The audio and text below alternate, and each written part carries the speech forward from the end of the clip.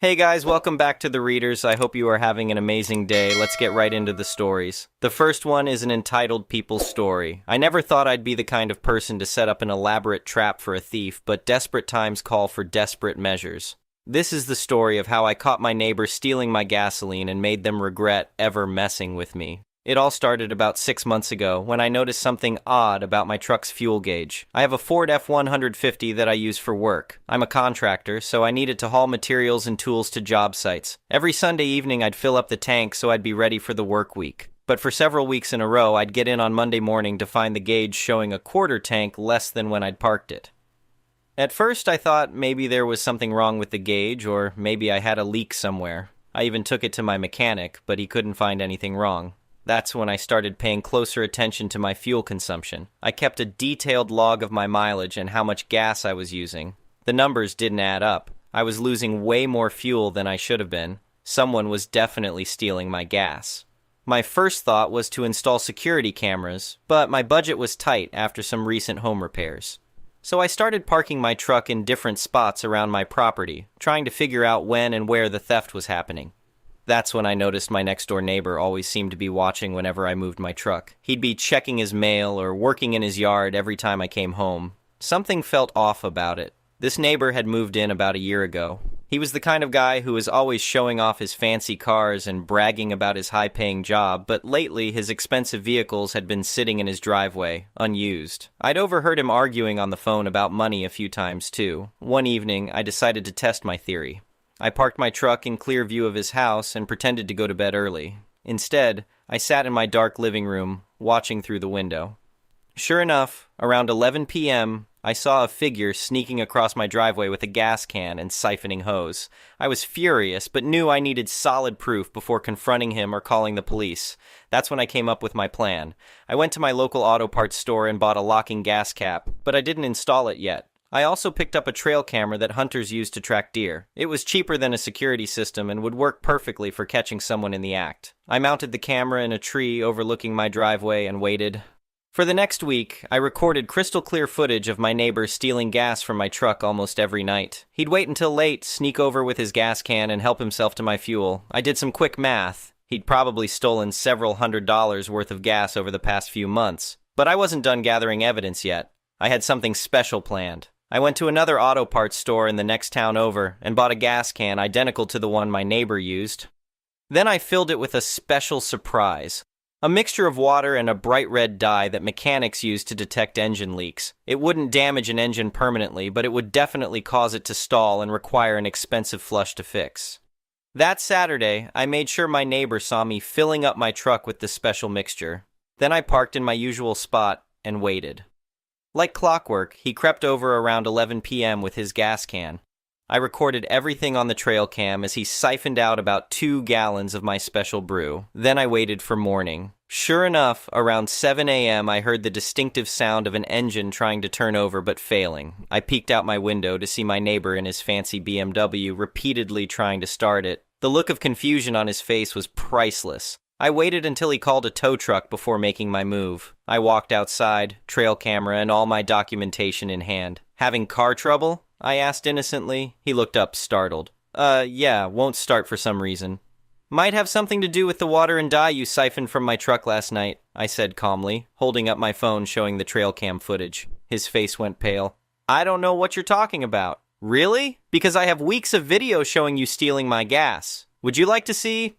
I started playing one of the clips. He tried to bluff his way out. "That could be anyone. You can't prove anything." "Actually, I can. I have time-stamped videos, photos of your gas can, and receipts showing how much fuel I've been losing. Plus, when the mechanic checks your car, they're going to find bright red dye in your fuel system. Want to guess where that came from?" He started to look nervous. "Look, man, I can explain." I cut him off. "Here's what's going to happen. You're going to pay me back for every gallon of gas you stole. I figure about $400 worth. You're also going to cover my security expenses, the trail cam and locking gas cap. That's another $150, and you're never going to come near my property again. Otherwise, all this evidence goes straight to the police." "That's blackmail," he sputtered. "No, it's giving you a chance to make this right without getting arrested for theft. Your choice." The tow truck arrived just then. I smiled and added, "Oh, and good luck with your car. Might want to tell the mechanic about the water in your gas tank. It'll save them some diagnostic time." He glared at me, but finally broke. Fine, I'll pay you back, just don't call the cops. I want the money by Friday, and I'd start looking for somewhere else to live if I were you. Once the neighbors hear about this, they won't be too friendly. He ended up paying me $550 in cash that Thursday. The repair bill for his BMW came to over $1,200 according to the mechanic's invoice I saw in his trash. Best of all, he put his house up for sale the following week. I installed the locking gas cap on my truck anyway, just to be safe. But the whole neighborhood soon heard about what happened. Funny how gossip spreads. No one's tried to steal my gas since then. Some might say I went too far with the dyed water trick, but I say he got off easy. He could have faced criminal charges and done real damage to my livelihood by leaving me without fuel for work. Instead, he just had to pay for what he stole and learn a valuable lesson about respecting other people's property. The house sold quickly and we got much better neighbors. A young family that actually takes care of their own car and gas. Sometimes the best revenge is simply letting someone face the natural consequences of their actions while making sure they can't take advantage of you anymore. Edit. Wow, this blew up. Thanks for all the supportive comments. To answer some common questions. 1. Yes, I checked with my lawyer first. Since I was putting the mixture in my own gas tank and had warning signs about tampering, I wasn't liable for any damage. 2. The red dye was just standard UV dye that mechanics use to find leaks. Totally legal to buy and use. 3. For those asking about the exact mixture, nice try, but I'm not giving anyone ideas. 4. The neighbor did try to say he would sue me, but once his lawyer saw my evidence, he backed down fast. 5. Yes, I still have the trail cam up, just in case. Better safe than sorry. Update. It's been 6 months since this all went down, and things have gotten even more interesting. Remember how I mentioned the neighbor was having money troubles? Well, it turns out my gas wasn't the only thing he was stealing. The family that bought his house found a bunch of stolen Amazon packages hidden in the attic while they were renovating. They called the police, who linked him to a string of porch piracy cases in our area. They also found evidence that he'd been running some kind of credit card scam. He's now facing multiple charges and looking at serious jail time. His fancy BMW got repossessed too. Guess he wasn't making payments on it either. Karma really does come back around. The new neighbors are great. They actually brought us cookies when they moved in and invited us to their housewarming party. We all had a good laugh about the gas thief and his downfall. Best part? They installed security cameras all over their property, so our whole street is now pretty much theft-proof. Sometimes bad situations lead to positive changes for everyone. Final update.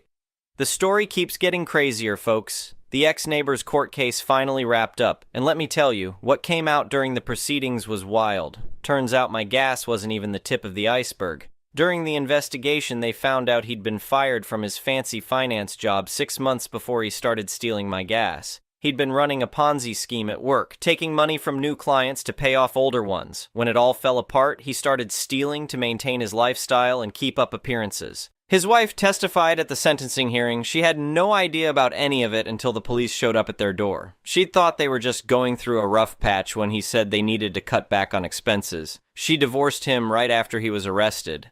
The judge really threw the book at him. He got 3 years for the financial crimes, plus another 18 months for all the theft charges. He also has to pay back over $200,000 in restitution to his victims. His fancy BMW repossessed. The house foreclosed. All those designer clothes and watches he used to brag about seized to pay his debts. One of my other neighbors came forward during the investigation and admitted she'd seen him stealing my gas a few times, but was afraid to say anything because he'd threatened to hurt her dog if she told anyone. That added witness intimidation to his charges. The new family that bought his house had to deal with debt collectors showing up for months until they could prove they weren't connected to him. They're great neighbors, though. They actually started a neighborhood watch program after moving in. We all pitch in to keep an eye on each other's properties now. The whole experience really brought our street together. We have monthly block parties now, and everyone looks out for each other. Last week, when my truck broke down, 3 different neighbors offered to give me rides to work until it was fixed. That's the kind of community I always wanted. Looking back, I'm glad I handled it the way I did. Sure, I could have just called the cops right away when I first suspected him, but then we might never have uncovered the full extent of his crimes. My little trap helped expose his true colors and got a real criminal off the streets. For anyone dealing with similar issues, document everything, gather evidence, and don't be afraid to stand up for yourself. Just make sure you do it legally and smartly. Trust your instincts if something feels off, but be smart about how you handle it. The trail cam is still up, by the way. Haven't caught anyone stealing since then, but I did get some great footage of a family of deer that liked to hang out in my yard at night. Much better than catching thieves. Oh, and that locking gas cap? Still the best $30 I ever spent. Though these days, with gas prices what they are, might need to add a security system for my whole truck. As for the ex-neighbor, last I heard he's trying to write a book about his journey to redemption from prison. Good luck with that, buddy. Some lessons you learn the hard way, and some people never learn at all. But hey, at least my gas tank stays full these days. The next one is a pro-revenge story. This one is fresh and still unfolding, but it's already hit an explosive level. Some details intentionally vague. Context: I'm a woman in my 30s with a reasonably good corporate-type job in a field with lots of room for growth, and am recently back into the dating scene after a decade. I'm kind of a would-be a 10 if she lost 30 pounds looking girl. Beautiful face if a bit chubby, but I never have issues getting a date. I'm not well off, but I'm stable and have a bit of spending money. I live in a large multicultural city and my ex was an immigrant, so I'm open to dating people of any origin. What happened? A few weeks ago, I met a very charming man from a Latin American country only a couple years younger than me. Seemed very sweet, cuddly, intelligent, family-oriented, emotionally available, educated, and in a good profession back home in his country, and had a lot in common with me. Chemistry seemed amazing inside and outside the bedroom. He was honest that he was in my country on a tourist visa, but hoping to stay. I made it clear I wouldn't be able to help him with that, but we'd have a fun summer fling while he was here. If he managed to stay or come back, only then would we consider a real relationship. Then the other shoe dropped. A couple weeks and 4 dates in, during a text conversation about my work, he asked me to be his sugar mommy. I initially laughed and assumed it was a joke. He kept pushing and clearly said it wasn't. Of course, feeling insulted by this, I went off on him. He maintained it as a serious ask until I hit a nerve with my complaints about how embarrassed he should be to ask me that. Then he got angry and insulted me for thinking he was serious about it. No apology for being hurtful to me. Obviously, what I did next was take screenshots and cry about it to my closest friends. I was hurt that I was fooled into thinking he liked me and that he thought I needed to pay for a man. My friends started the fuse on what happened next. One of my friends started snooping more on his online presence. Together, we found about 6 different Instagram accounts that were him using different variations of his name and different photos of himself all uploaded in batches. On Facebook, a similar pattern, all very scammy and suspicious looking. He'd been foolish enough on one of his profiles, though, to follow and tag the employer that he was working for illegally on his tourist visa in my country. So I contacted another close friend in a local law enforcement agency that works with immigration. She looked up his file. He had a wife and daughter at home. I released the hounds after that. The friend who helped me investigate online made several group chats on multiple platforms with all of his family, immediate and extended, and friends. She released all the screenshots as well as a rant about how shameful it was. As they started blocking her, she added more people. I found his sister's phone number. She sent her messages on there too. Everyone he knows, including his wife, know he's unfaithful and trying to take advantage of women. 30 mins after the online bombardment started, I got a rude message from him about how I should be smart enough to know he was joking and he doesn't need to sell himself. I didn't reply. Next step? Online immigration reporting form with all the info we found, work info, employer name and address, his home address, full name, DOB photos, screenshots admitting to working. Usually these reports take months to be reviewed, if at all, but I gave the file number to my law enforcement friend. 2 days later, law enforcement officers visited him at home. They found him with a phone number that was issued to a local resident. All his roommates also had numbers issued to the same person, a direct link to the employer. He received a caution for trying to scam me, a no-contact order and a flag on his immigration file that, based on his country of origin, will likely mean he can never return, as well as a strict warning to not work without authorization. His roommates also received warnings. His employer received a visit next. They found significant proof that they'd been employing him illegally as well as multiple other people. Their investigation is still ongoing, but so far they are likely to receive tens of thousands in fines or possible jail time. The guy isn't getting deported because the government would have to pay for it, and proceedings take longer than his remaining visa time, but he's now upgraded from a flagged file to a multi-year ban on re-entry to my country. If he bothers me again, though, he will be deported as well. Hope he enjoys going back to his angry wife and the ridicule from everyone he knows. See ya again, never. The next one is a malicious compliances story. Back before cell phones and TSA checkpoints, I was working as an admin assistant. Ray was my department head and had a great sense of humor. When I was hired on, Ray made sure I understood that I worked for him. Even though I would do some office-wide work, he was my boss. Clint was in charge of another department in our office. Flying from our office to a satellite office for a day or two was common for people in both departments, and I was in charge of making standard pre-approved travel arrangements. If someone needed to change unexpectedly, they were supposed to handle those themselves. Clint seemed unable to understand that. At some point, Clint decided that he wanted to cut travel costs. Lowest possible fare, lowest possible rate for his department. Lowest possible fares were always the 5 a.m. outbound and 11 p.m. return flights. Clint didn't care. A couple of weeks into this policy, Clint is headed to the satellite office for some in-person meetings. Game on, lowest possible fare, lowest possible rate. Clint left on the 5 a.m. flight. The lowest rate car rental company didn't keep their cars available at the airport. Clint had to take the shuttle to their off-site location to pick up his car. Sadly for Clint, the shuttle didn't start running until 8, when his first meeting was scheduled to start. Oops. The client refused to reschedule that day, but agreed to the next morning. At some point, it dawned on Clint that he either had to fly home and back or get a room for the night. He chose to get a room, and of course, call me. One lowest possible rate room coming up. Unsurprisingly, that room didn't have security on site like he was used to. It did have little multi-legged friends if his complaints were true. The next morning, Clint headed out, in the previous day's suit, only to discover that his car had been broken into overnight. The police took their time arriving, and by the time they were done, Clint had missed his meeting again. Somehow, Clint got the client to reschedule again, and he decided to take the flight home and back the next day. Of course, I was kind enough to remember the lowest possible fare rule, so Clint was booked on the 11 p.m. flights home and 5 a.m. return, even though his meeting was midday. This time, the lowest rate car was at the airport, so Clint got to skip the shuttle. Sigh, you can't win them all. At that point, Clint's lowest possible policy had already cost the company at least double what a normal trip would have. Not to mention all the time I had spent calling hotels, motels, and car rental companies. The next day, he's on the 5 a.m. flight and makes it to his meeting. I don't know when he realized that he didn't want the lowest possible fare at 11 p.m. I do know he decided to take the more expensive, earlier flight home both days. Somehow he discovered that he could change that himself. The next time I saw Clint, he tried to fire me.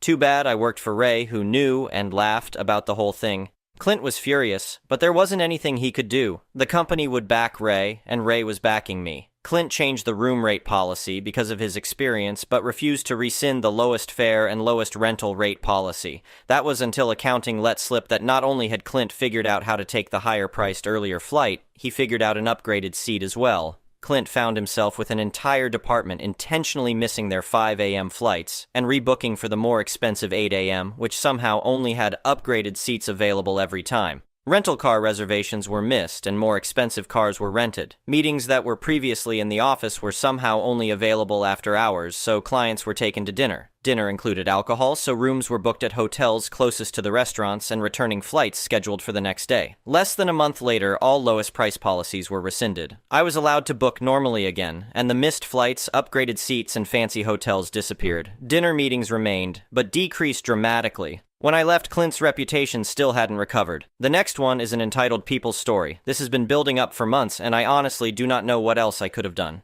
My neighbor, Karen, not her real name, but let's be honest, it fits, has been convinced that I am stealing her packages. For context, we live in a duplex, and our porches are right next to each other. Sometimes delivery drivers mix things up and leave her stuff on my side, but I always bring it over to her porch. I've never kept anything that wasn't mine. Despite this, Karen has been on a rampage. She's been telling everyone in the neighborhood that I am a thief, and she has banged on my door multiple times, yelling at me and demanding I return her things. Every single time, it turns out her packages were either misplaced or late, but she never apologizes. A few days ago, she came over again, furious, claiming I had taken another package. I told her I hadn't seen anything, but she would not let it go. She started yelling and accusing me of being a liar, and then she said she was going to teach me a lesson. That set off alarm bells, so I grabbed my phone and started recording audio. I didn't expect what happened next. She went back to her porch, sat down, and started talking loudly to someone on the phone. Except, based on what she said, I don't think anyone was actually on the other end. She was ranting about how she was going to dump trash all over my yard and break my stupid garden gnome to make me confess. At that point, I had enough. I played the recording for the HOA and asked them to handle it. They fined her for harassment and told her that if she set foot on my property again, they'd escalate it further. She hasn't spoken to me since, but now she's telling everyone I'm spying on her and trying to ruin her life.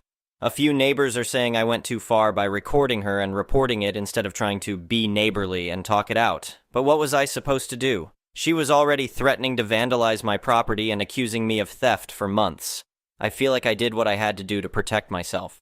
So now I'm stuck with Karen glaring at me every time we cross paths, and half the neighborhood thinks I'm in the wrong. Am I? Or did I just finally stand up for myself? Thank you for watching. I would really appreciate it if you could like the video and subscribe to our channel if you haven't already.